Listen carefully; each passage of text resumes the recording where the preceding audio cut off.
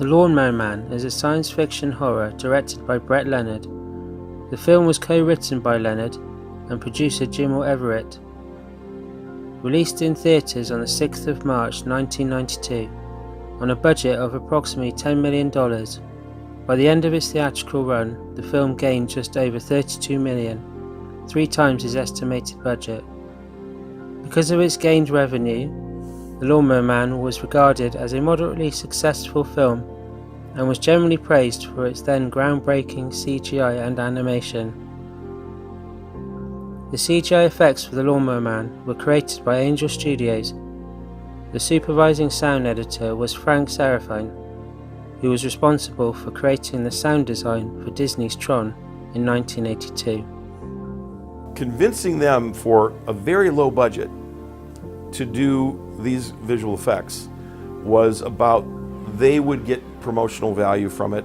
They would be able to barely pay for it. There was very little profit margin for them. We also were doing the first, digital human in this thing. That was Angel. That was really hard. I mean, we did scans. We did full scans, but there was so much of it that was brute force at this time. There was no, inverse kinematics that worked really well, and all the things that are, commoditized now in effects that kids can actually do in After Effects, on their laptop. This was like silicon graphics machines, very, very expensive rendering, and really brute force artistry. Everyone put in everything they had. Chaos and Angel, they could have at any point gone, screw this, we're not making any money.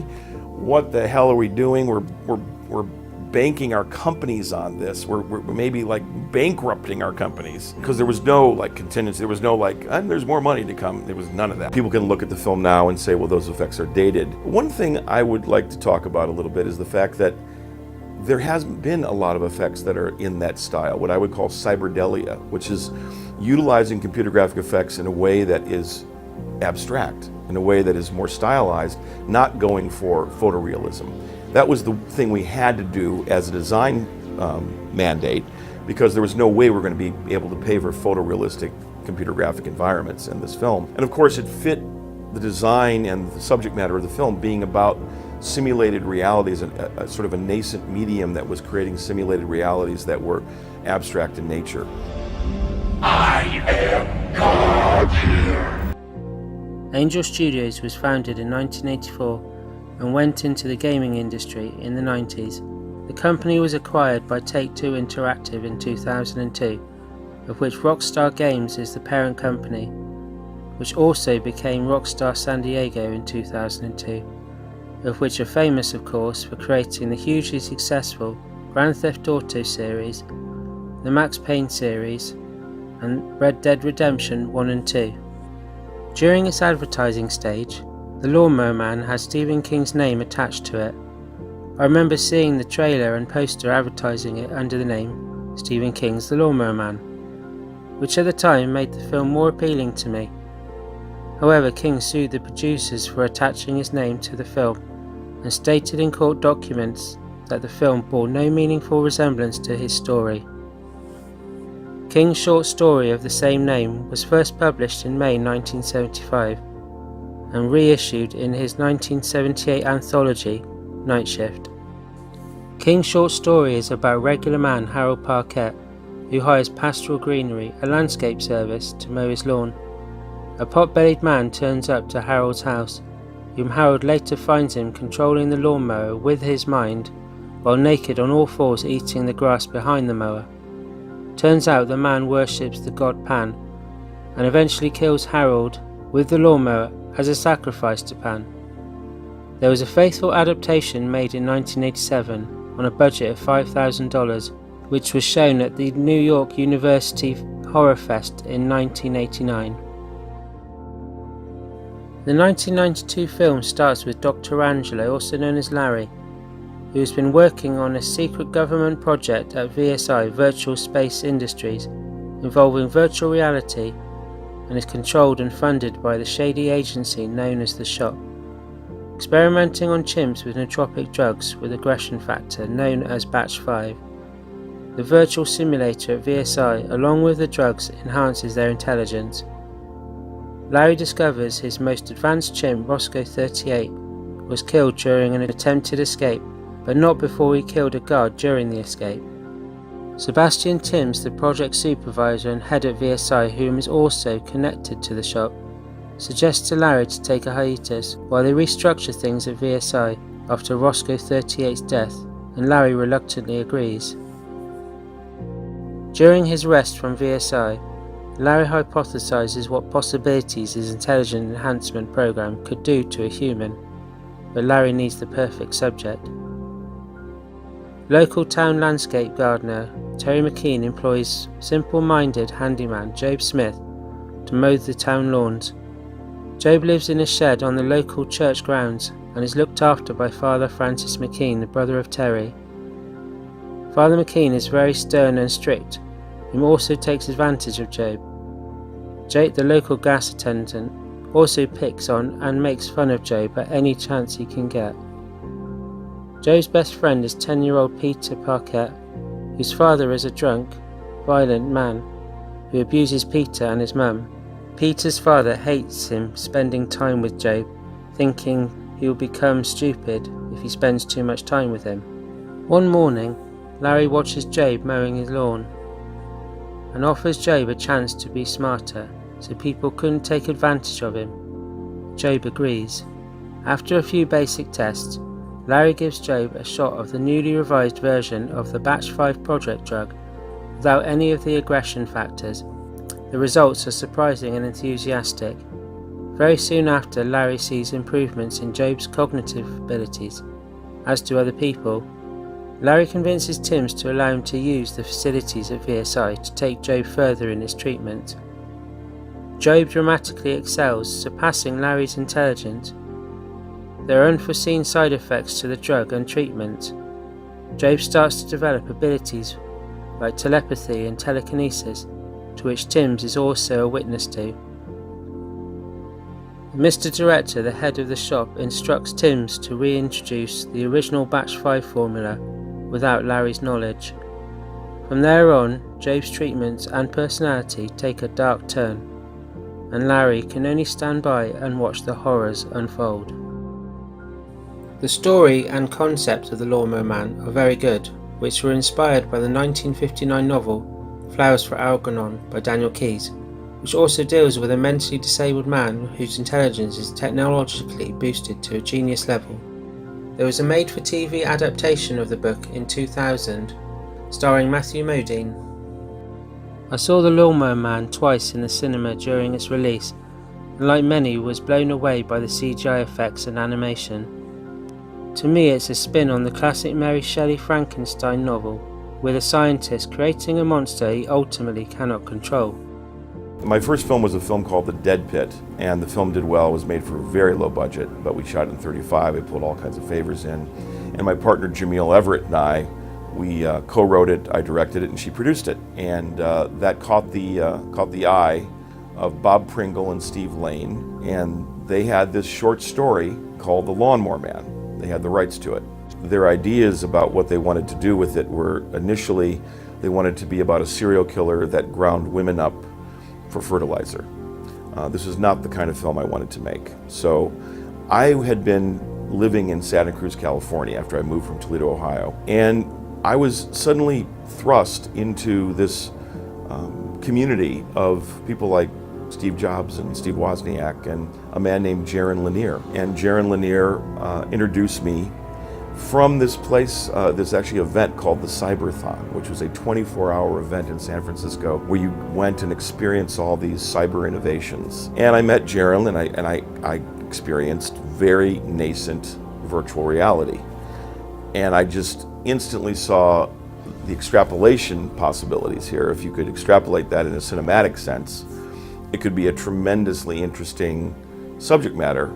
So here I've got this short story about a guy being chased by a telekinetically controlled lawnmower, and the producers wanting to make a serial killer film, and yet I want to make a science fiction movie because science fiction was my main genre. So I kludged these things together with Jamil, and we came up with this amalgam where the short story was one scene in the film, It's one scene that's actually almost quoted verbatim. Virtual reality holds a key to the evolution of the human mind, and that's my focus.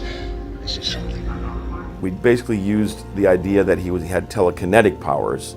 We shifted that to be that he had telekinetic powers created by Dr. Angelo, experimenting on him with virtual reality brain stimulation sequences. And so I had to dance as fast as I could and really create a lot of, essentially illusion around the idea that, don't worry, we're going to be able to do this. Of course, I knew and had the confidence that I could, but it wasn't like I knew exactly how I was going to do it at all. The way my entire career has gone is you sort of jump off the cliff and build the wings as you fall. The film is tightly edited and never drags a scene out at all. The acting from the cast is first rate from everyone, especially Jeff Fahey as Jobe and Pierce Brosnan as Dr. Angelo. Both show a lot of range and give very convincing performances. Initially, we were talking to Paramount as the company that would take domestic distribution for the film. And Paramount was very high on Jeff Fahey because they had just done a film called Body Parts with him, directed by Eric Red. And it hadn't come out yet, but they really thought this guy's a movie star. And I saw his work and I thought this guy's, he's definitely potentially a movie star, and also he's a great actor. I couldn't quite grasp it, obviously because virtual reality, I didn't know anything about it. And so we talked, and he and his partner, they explained it. So he was cast first. Jeff was cast first as the star of The Lawnmower Man. I was flying upside down, Dr. Angelo. Come on, hop up. Then we were looking for Dr. Angelo, who had to be the other name in the film. It's the other big part. And Pierce had just come off of Remington Steele, not just, maybe a year or so, and was kind of in a moment where he wasn't working. So Pierce was coming in to this needing a film and, needing to work. And I just thought he was I thought Pierce was an incredible movie star. And I thought, he had not gotten his big break in a movie yet. He had been primarily a TV name. I had respect for Pierce for a number of reasons. And one was his talent and what he brought as a human being to the work process. Very easy to work with. At the time, his wife was going through a very tragic time. She passed away not too long after the filming was finished. So he was suffering personally in a big way, but he wasn't wearing it on his cuff. He was a professional in showing up and delivering. I gained a great deal of respect for him as an actor and even more as a person. And I've held that respect throughout all these years. Because he's an incredibly beautiful man and one of the most photogenic people on earth. To make him look like a scientist who's in the throes of, this struggle with this technology and what he's doing with this developmentally disabled man, we put sweat on him and we'd mess his hair up and I'd hit him with underlit, fluorescence, still looked beautiful, And he was always fighting that aspect of himself. I've gone as far as I can in my lab at home. I need access to the main lab here to go further. There's no telling how far I can take Jobe. Funny story about Jeff and Pierce is I was a young director. I hadn't been making a lot of money at this point. So Jamil and I took them out as our cast, once they were both cast, to Ivy at the Shore, which is a very expensive restaurant. We knew we had some amount on the card to be able to cover it. But they're both Irish. So they started drinking port at the end of the meal.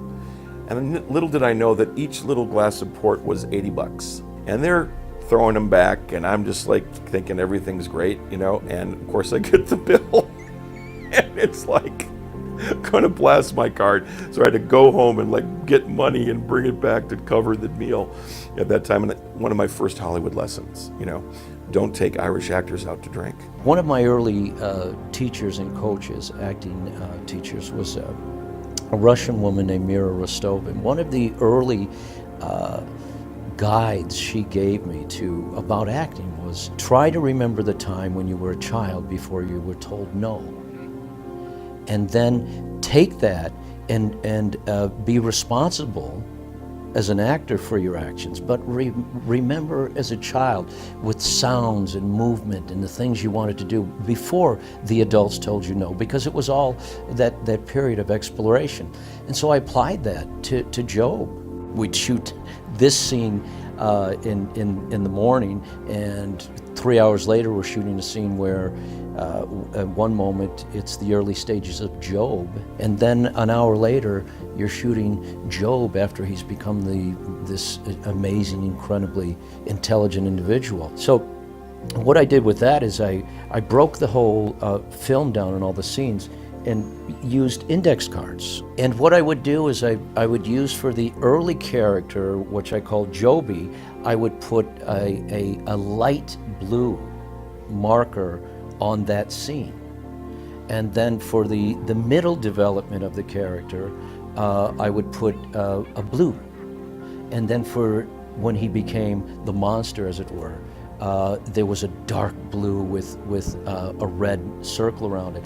And so I had the chart all the time, and so I was moving with the mood and the mode, and that was immensely helpful. I mean, today you have an idea when you look at a film and you say, well, I'm doing a film about virtual reality, so I have an idea of the visuals that you see. But there, I remember Pierce and myself, we'd ask Brett, well, what? He goes, well, I don't quite know what we're going to see yet. So as we're looking in the goggles, it's just a goggle with a piece of cardboard inside. I mean, it's all. And Brett would say, well, you're seeing something now, and you're almost hit by something now. Being inside the gyro and spinning around and being hooked into that for hours, was it difficult? Yeah, it was maybe a little very exciting in the beginning, but a little tiring after a while, but I wouldn't say it was difficult.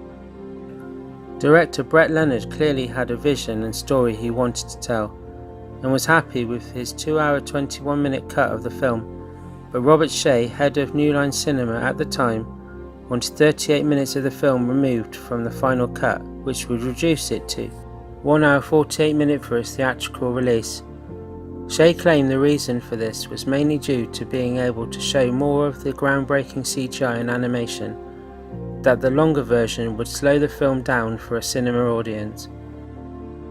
My director's cut of the film is a much longer cut, as is usual. It has a totally different structure in the first act. We cut all those scenes together.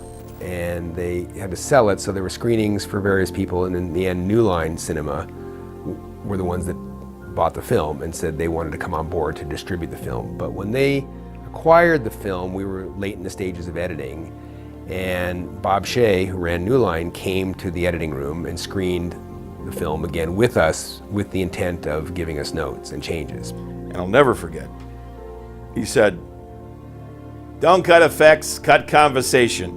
Character is in dialogue. And we had a lot of character stuff in the film that is in the director's cut of the film that got cut. He wanted to see the virtual reality on the screen more and less dialogue, less story setup, get to things a lot faster, really tear into it at the beginning. And so it was brutal in this context because we cut out a huge aspect of the character development of Jobe, of Dr. Angelo, of all of that in order to get to a theatrical cut that made sense for a theatrical release. At this moment of more mature filmmaking, I actually understand that for a theatrical cut of a movie, you can't have it be as long as that original cut was. I can only say that it wasn't fully the movie I made. The extra 38 minutes is mainly found at the beginning. Of course, it's sporadically placed throughout the film, mainly adding extra weight to Jobe's transformation. The added and extended scenes also give more breathing room for more character development, to which helps the audience have more sympathy, not for just Jobe, but for Larry as well. There is one particular scene which is extended from the theatrical version that detracts from what the audience have built their sympathy on for Jobe, as it represents him as cruel. To me, even though I like the scene, it doesn't fit as well as the others, because Jobe uses Larry's wife. Out of everyone he manipulates and takes revenge on, she doesn't deserve what happens to her. I can't really fault the Lawnmower Man. whether it be the theatrical or the director's cut, minus the one particular scene I mentioned just earlier in the director's cut. They both have their own merits. The theatrical is a well-balanced film in every respect, while the director's cut has more time to flesh out characters and add weight to specific scenes, which for the most part works well, but ultimately the director's cut spacing slows the narrative too much, so I can see why New Line Cinema wanted footage taken out. In the end, both cuts of The Lawnmower Man are a must to watch for anyone who is a fan, even if you see the director's cut just out of curiosity. For me, the theatrical cut is better, for its pacing, tight editing, and is relentless in keeping you entertained. The Lawnmower Man was developed into a game for the Super Nintendo, Sega Genesis, Sega Mega Drive, Sega CD and the PC. I remember when they were released but sadly never played them. The Sega CD and PC versions were interactive movies, and all three cartridge versions were platformers and side-scrolling shooters. In 1996, Computer Gaming World declared Lawnmower Man as the 42nd worst computer game ever. The Lawnmower Man was followed by a sequel in 1996 titled Lawnmower Man 2 Beyond Cyberspace, which was not an unimaginative title in my opinion. The film stars Patrick Bergman and Austin O'Brien reprising his role of Peter from the first film. It also stars Matt Fewer. The film received very negative reviews from fans and critics upon its release. While there are a number of people who say it is a good sequel and that it is just misunderstood, well, each to their own, personally I didn't like it at all.